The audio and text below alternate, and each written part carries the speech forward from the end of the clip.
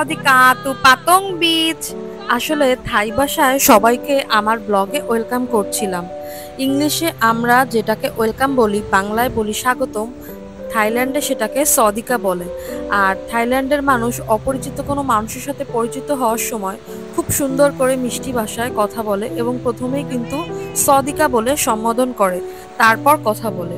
থাইল্যান্ডের মানুষ খুবই আন্তরিক এবং থাইল্যান্ড যেহেতু একটি ট্যুরিস্ট কান্ট্রি, এখানে সারা বছরই বিশ্বের বিভিন্ন দেশ থেকে ট্যুরিস্ট আসে, তাই তাদের সঙ্গে থাই ব্যক্তিরা কিন্তু খুব সুন্দরভাবে ভালো বিহেভিয়ার করে এবং তারা খুবই কেয়ারফুল।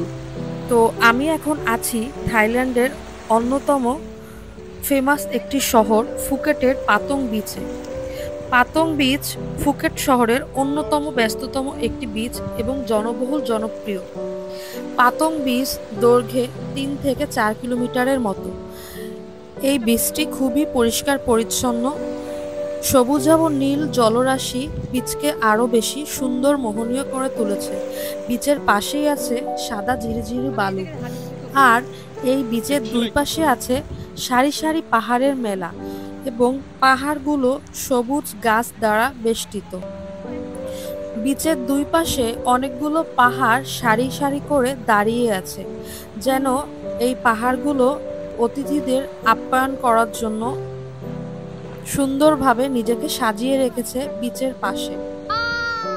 এই বিচের তাপমাত্রা খুব বেশি ছিল না, হালকা মৃদুমন্দ বাতাস বীজটিকে খুব সুন্দর করে।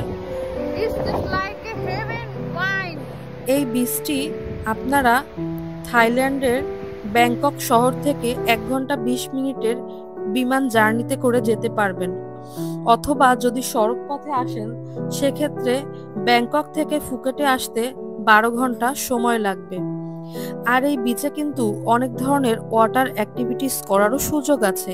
শুধুমাত্র সূর্য স্নানই নয়, এই বিচের জলে আপনারা স্কাই ডাইভিং, স্নোরকেলিং, প্যারাসাইক্লিং সহ আরো অনেক ধরনের জলক্রিয়া করতে পারবেন।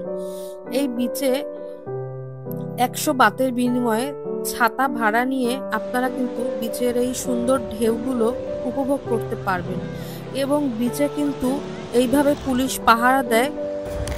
আন্দামান মহাসাগরে অবস্থিত এই বিচটি কিন্তু সত্যিই অপূর্ব।